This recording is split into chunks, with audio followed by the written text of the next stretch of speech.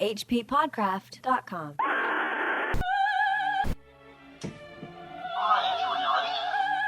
There is, in the land of Nar, a vast still lake that is fed by no stream, and out of which no stream flows.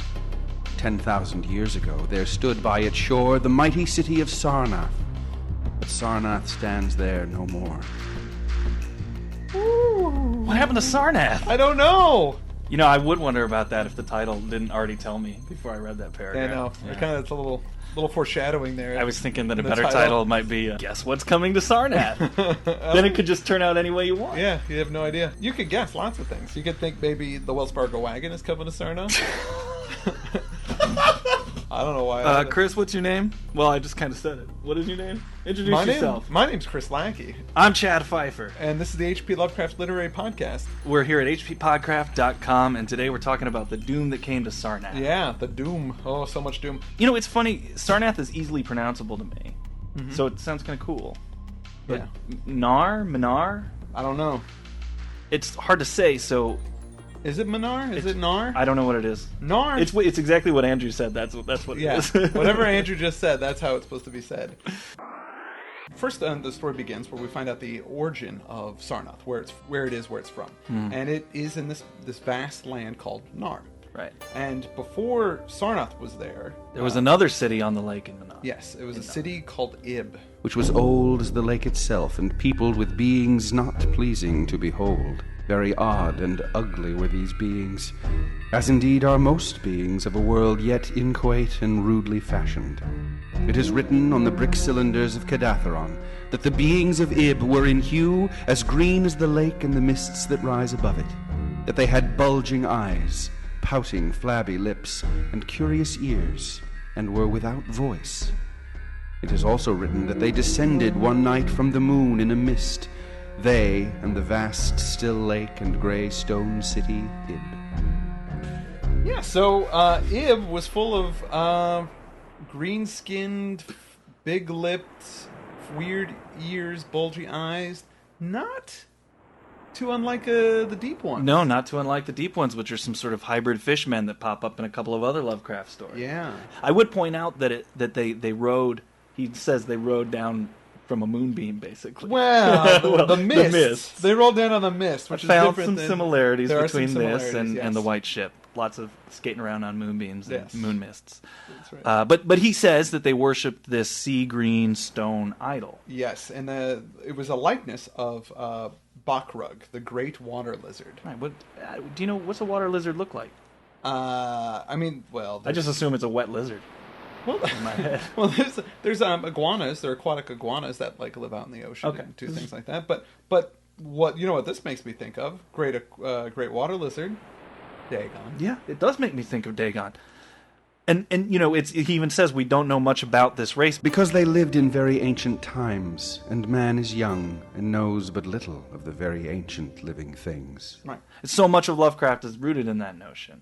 Dagon was rooted in that notion. Yeah, absolutely. That there were these civilizations that are down there on the ocean floor that predate man and have these stone idols and that kind of thing. Well, I mean, what's interesting, I always thought that this story was part of the Dream Quests, but it's not. No, it's a prehistory. It's a prehistory, and in fact, Ib is mentioned in a later story, The Mountains of Madness. Oh, really? Yes, briefly. Oh, how cool. It mentions that there is history in The Mountains of Madness. Well, anyway, pretty soon, these creatures in Ib, they're in trouble because men show up. Yeah. Dark shepherd folk with fleecy flocks. And the hardier men in the group, they pull right up on that shore of that lake, and they find precious metal in the ground, so they know they want to settle there. And unfortunately, there are these beings of Ib there, and the men don't like them. They just don't like the way they look. They don't like their sculptures. They don't like the way they smell. They don't like the flabbiness of their skin. No. They're got flabby, gelatinous skin. It says, As the men of Sarnath beheld more of the beings of Ib, their hate grew, and it was not less because they found the beings weak and soft as jelly to the touch of stones and arrows. So one day the young warriors, the slingers and the spearmen and the bowmen, marched against Ib and slew all the inhabitants thereof, pushing the queer bodies into the lake with long spears because they did not wish to touch them. They committed genocide, basically. Yeah, and they destroyed everything. They destroyed the whole city of Vib, knocked down all the buildings, all the structures, the monuments, everything.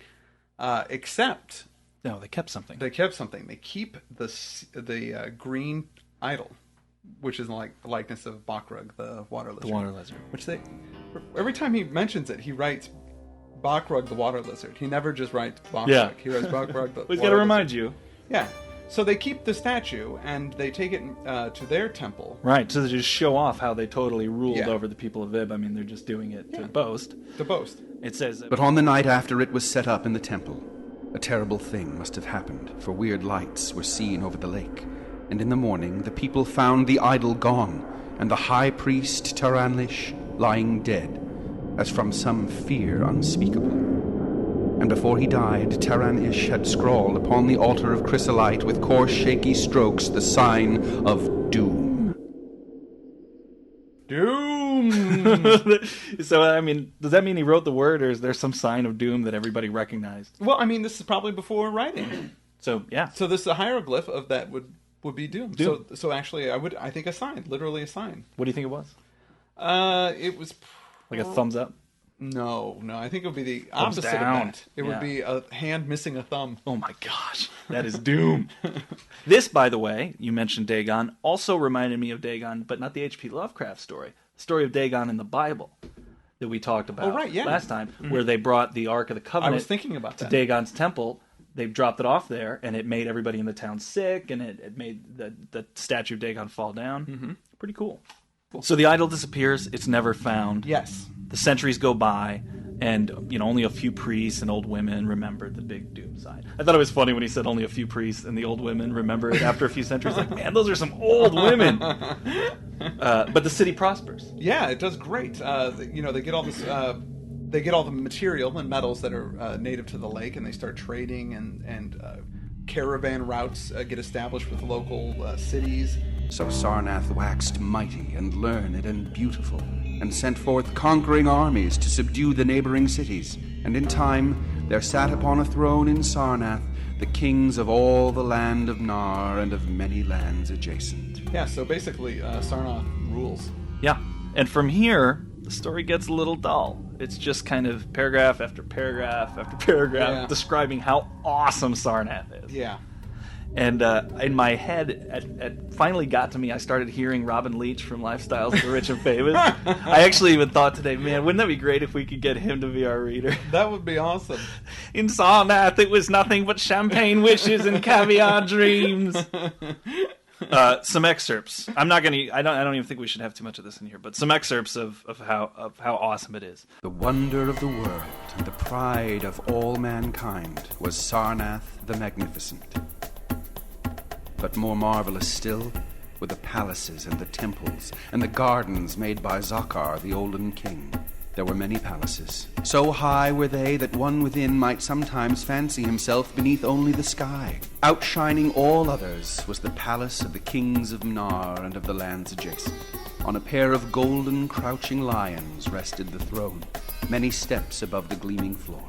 And it was wrought of one piece of ivory, though no man lives who knows whence so vast a piece could have come. In that palace there were also many galleries, and many amphitheaters where lions and men and elephants battled at the pleasure of the kings.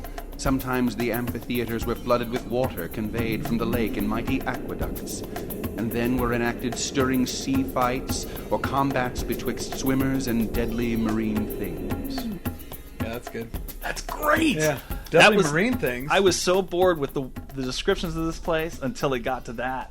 Yeah, well, I know in ancient Rome they would often fill the well, not often, but occasionally fill the Colosseum with water and reenact sea battles. I had no idea. Oh, really? Did they ever make gladiators swim around there and fight sharks? And I don't know about that specifically, but I do know that they filled it up with water and they had like mock battles. That like, is in so boats. cool. I didn't know that. That's so. And I'm sure Lovecraft knew that too, and that's why Of course. we put that in there. But I just imagine Russell Crowe fighting an octopus, man. That would be like the best thing. Well, when he says sea creatures, I like to think that they're like monsters. Yeah, Not Not just your some octopus. sharks. Right, or right. octopus or Oh, anything. totally. I mean, actually, I thought some of the stuff in there was pretty innovative. He goes on about how they have air conditioning and heat with one of the things. You know, they have like fans directed around so that air gets in everywhere, and then Right. they have like strategically placed fires so that people don't see them and feel the heat. There's rare birds flying around, nice houses, lots of places to pray to small gods. Lots of domes of glass. Yeah. Pretty advanced civilization. But then we get to the part after all this description where maybe they go a little too far, because he starts talking about this holiday they have. Well, yeah, each year they celebrate in Sarnath the feast of. It's called the Feast of the Destroying of Ib. Like that's the name of the holiday. The Feast of the Destroying of Ib. At which time wine, song, dancing, and merriment of every kind abounded.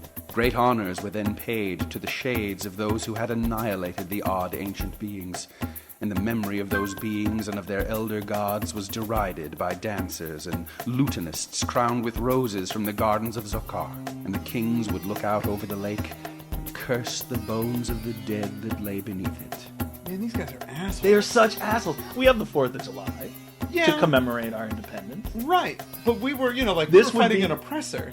Yeah, and also, I mean, it's not like on the 4th of July you can just go out and sock a British guy in the mouth or something No. like that. You know, I mean, This they would stand be- there and they curse the lake. That would be like if we had a holiday celebrating the destruction of the Native American people. Yeah, absolutely. And we celebrate it, and every year we curse the bones of the people that Yeah. were here before us. That's how wrong this is. Right, exactly. guys are And you know what? At first, the priests didn't like No, it. they didn't. They were like, this is not cool, But time passes. Time passes Eventually without they get calamity, into and it. even the priests laughed and cursed and joined Yeah. in the orgies. Well, they have, they're doing their own secret rituals on top of that. Right. They go up to this tower and they just, I don't know if they take a dump on the statue or what They they, don't, do. yeah, they don't really say what they do. They have a up there. secret thing they do up there, and It's a secret rite in secret rite and detestation of Bakrug and the water lizard. The water lizard. So 1,000 years pass like this, Yes. and on the 1,000th year. that's when people are really excited, because the 1,000th year celebration is going to be amazing. People are making costumes, they're dressing up like the people of Ib. That's a long reign for a civilization too. 1,000 It's years. very long. Yeah. It's a very long reign to have a holiday like that, Yeah. and to have it not just it's a festival of the destroying of Ib. Like, I get the day off, but I don't really celebrate it. We have a barbecue in the backyard. I don't even know what we're doing this for. Not like that at all. No. They're very excited. They're really excited about it. They still have orgies and feasts. Yeah. This portion tickled me. Within his banquet hall reclined Nagus Hay, the king, drunken with ancient wine from the vaults of conquered Noth, and surrounded by feasting nobles and hurrying slaves. There were eaten many strange delicacies at that feast. Peacocks from the distant hills of Linplan, heels of camels from the Benazik desert, nuts and spices from Sedathrian groves, and pearls from wave-washed metal dissolved in the vinegar of Thra. Of sauces there were an untold number, prepared by the subtlest cooks in all Manar, and suited to the palate of every feaster. I love that the king even drinks like an asshole. Like, he just can't have some wine. He gets ancient wine from a conquered people. Yeah. He just breaks into some poor person's house. What is the oldest scotch you have? Give it to me. I'm going to drink it and just throw it away. Because I got a saucier out here. My favorite line is, of sauces, Yeah. there were an untold number. Classic Lovecraftian description. Yeah, a number of sauces which shall not be told. Subtlest cooks. He really has they have some iron chefs there too. These very subtle cooks. Yeah, oh, I know. But I guess they figure out what taste you really like. Yeah. They put it in the sauce. They're that good. So everything's going great. It was going great, and they were getting served on these gold platters. Yeah. All this food was being served on gold platters. I'm setting this up for a reason. It was the high priest Naika who first saw the shadows that descended from the gibbous moon into the lake, and the damnable green mists that arose from the lake to meet the moon and to shroud in a sinister haze the towers and the domes of fated Sarnath. Thereafter, those in the towers and without the walls beheld strange lights on the water, and saw that the grey rock Akurion, which was wont to rear high above it near the shore, was almost submerged, and fear grew vaguely yet swiftly, so that the princes of Ilarnek and of Far Rockall took down and folded their tents and pavilions and departed, though they scarce knew the reason for their departing. Yeah, they got the heck out of there. Yeah, it's like Because something's wrong. yeah, it's like rain hitting Coachella or Burning Man. Everybody's just folding up their stuff. The club kids and the hippies, get out of here, man! This festival's going south. Then, close to the hour of midnight, all the bronze gates of Sarnath burst open and emptied forth a frenzied throng that blackened the plain, so that all the visiting princes and travelers fled away in fright. For on the faces of this throng was writ a madness born of horror unendurable, and on their tongues were words so terrible that no hearer paused for proof. Men whose eyes were wild with fear shrieked aloud of the sight within the king's banquet hall, where through the windows were seen no longer the forms of Nargis Hay and his nobles and slaves, but a horde of indescribable green voiceless things with bulging eyes, pouting flabby lips, and curious ears. Things which danced horribly, bearing in their paws golden platters set with rubies and diamonds and containing uncouth flames. Yeah. Yes! I love that they danced horribly. You know, because there were just a few guys at that party that were like, you have got to be kidding me. I spent this much on my outfit and those guys are getting all the attention. Those dances are terrible. Those are terrible dances. Well, I mean, I would have thought of it as not... Yeah, it was some kind of dance that just didn't make any sense to your mind or something. Well, they got those gelatinous bodies, Yeah. so it's like, you know, they're like bending in weird ways. Yeah, that you don't human want to bodies see. can't bend. You don't want to see a funky chicken on something like that. No, it's beyond funky. Yeah. So people freak out and they run away. Yeah. They never come back. No. Well, Eventually. some people do. Well, later some golden-haired, blue-eyed adventurers do make the trip. Yeah, they go, hey, let's go find out what happened to that town. Yeah. That town Sarnath. They get out there. Where once had risen walls of 300 cubits and towers yet higher, now stretched only the marshy shore, and where once had dwelt 50 million of men now crawled the detestable water lizard. Not even the mines of precious metal remained. Doom had come to Sarnath. There you go. Those people, they learned their lesson. Yes, they did. Start worshiping that god. Yeah. Oh, you think that's the lesson? They Yep. should've learned. That's the Yeah. lesson. And that's It's not about genocide. It's about, hey, that's the god that eventually, even if it'll take 1,000 years, you'll get it. Yeah. Even though probably other people that originally did the bad thing, had really awesome lives and then died happy. The Great Water Lizard is great. Yeah, well, it's in his name. Yeah. Well, that's the end of the story. That's correct? the end. The end. So, Chris, did you like it? I did like it. It does go on a bit. Yeah. And in the the first page is great, the last page is great. The Right. middle there's some interesting little tidbits in there. He paints this picture of the civilization, but I'm a guy that likes, a little bit more of a story. Yeah, move it along. Move it along. Now, I agree with you, but and this was indulgent. Normally would put me off, but precisely because the title tells me what's going to happen, I know that doom is coming. It's in a way, it's like almost a visceral thrill watching how beautiful the city becomes. You know that it's going to burn down, and it's like when you build a house of cards when you're a kid. And you really go into detail and you're really careful, but you're just going to knock it down. It's going to crumble. Right. Or like watching people will line up when they do special effects for a movie to watch a house blow up. Oh, right, yeah. And the of course. more beautiful it is, the more great it is to watch it be destroyed. I remember I used to I'd get all my toys out and I would line them up and set them up. I used to take some of my action figures and put them in little scenes and then just set them all on fire. Right. Just because it was great to take something of beauty and destroy it in a way. Yeah, no, I get And it. in that way, It's I like- appreciated the story. That's all I'm saying. Sure. I mean, Mythbusters is part of its longevity is the fact that they keep blowing up stuff. And Right. I watch it. I love it. Watching stuff blow up in a high-speed camera is It's freaking great. awesome. And they take a really long time to make sure that everything's how it's supposed to be, right, and then yeah. boom, They it's get over in a into it. second.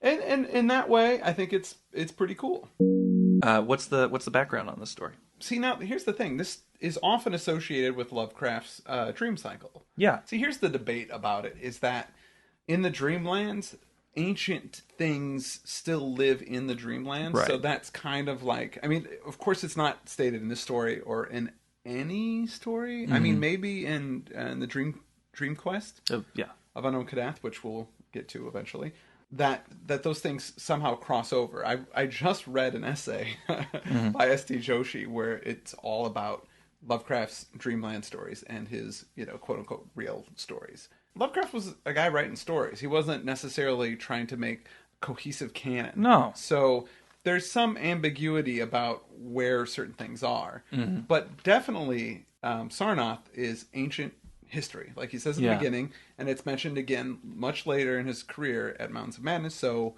end of story. This story was originally published in The Scot in June of 1920, so we are now in the 20s. We're now in the 20s. The roaring 20s. Yay! Ain't we got fun?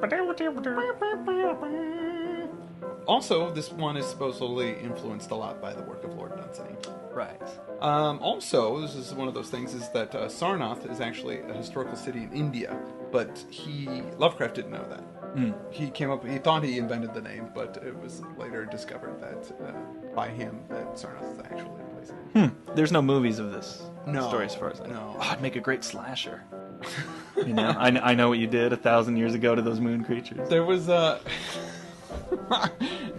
there's that there was like a 70s horror movie called Inhumanoids from the Deep. Oh yeah, and That's like a deep one. that's a deep. Yeah, but that's similar to this. Like they're having a festival and the monsters come up from the ocean and They kill everybody on the pier. I think they do more than kill everybody. Yeah, there's some rape going on. Yeah, It's pretty disturbing. I think there's even 2 versions of that movie too. I think somebody remade it. Oh, really? Yeah, I think so. Yeah, it was pretty terrible and scarred me horribly as a child. We'll have to watch those before we get into the the Innsmouth stuff. I'll put that in there. So last week, Chad, our story was The White Ship. And I edited that particular episode, which I normally don't do. Chad, you do those things.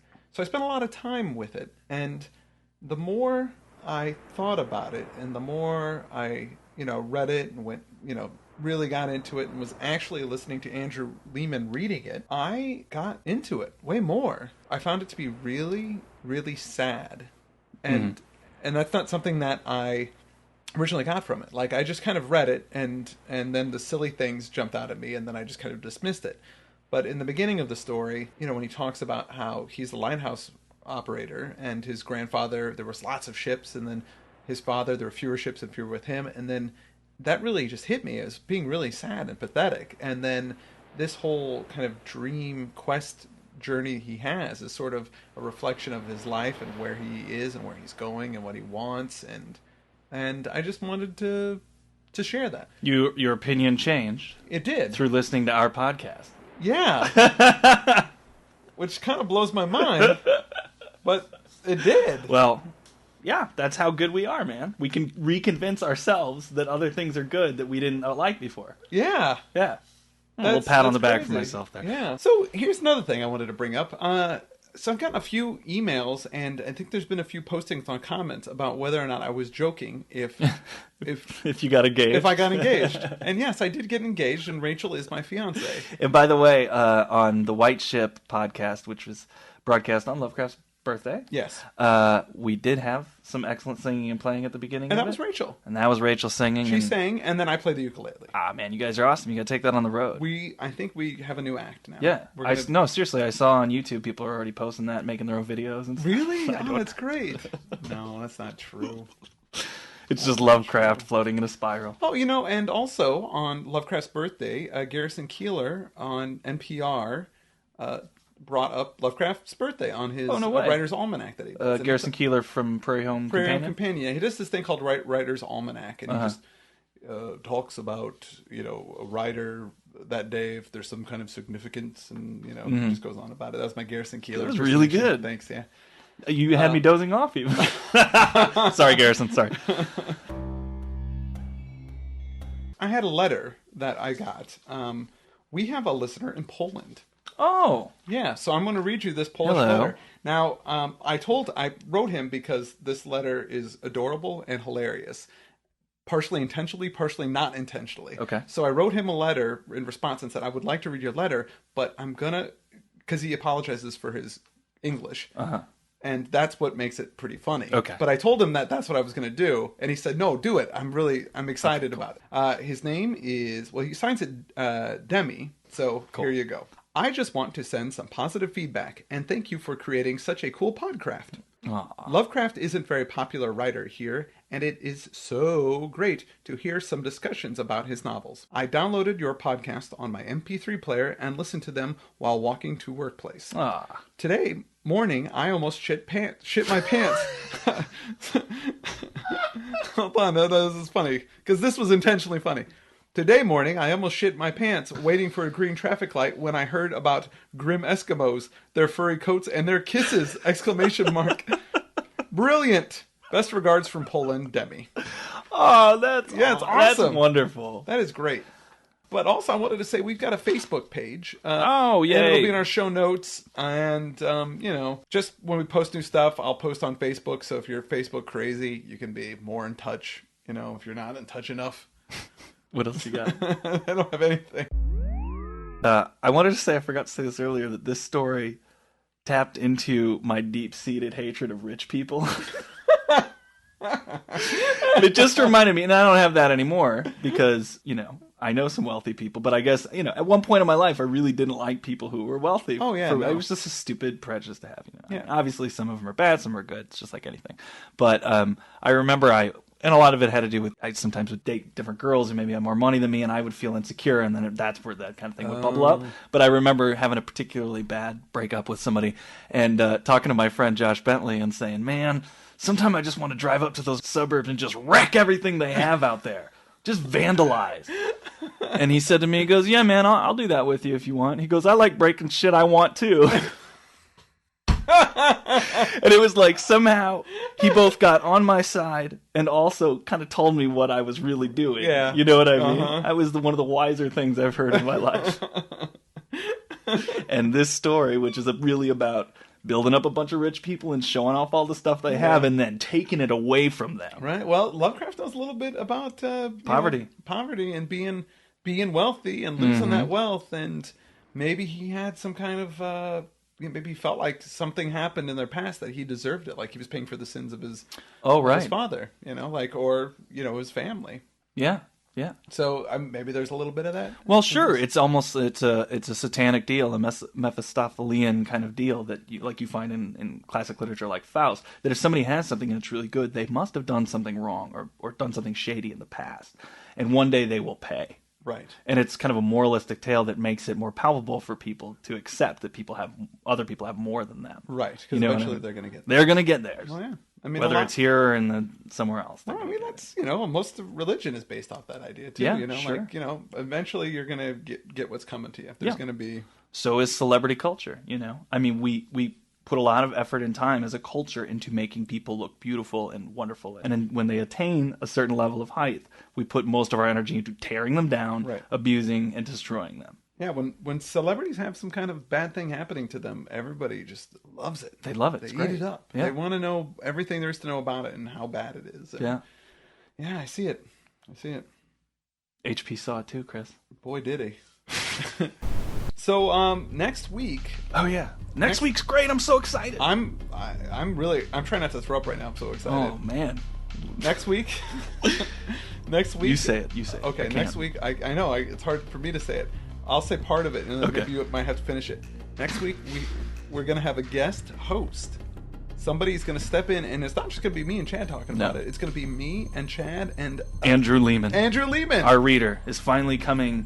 He's gonna into the booth with us. Yeah, he's gonna grace us with his commentary and on the story, the statement of Randolph Carter. The statement of Randolph Carter. Well, that's all I've got, Chris. That's all. I think that's plenty. I'm Chris Lackey. I'm Chad Pfeiffer, and this is the HP Lovecraft Literary Podcast. HPPodcraft.com. HPPodcraft.com.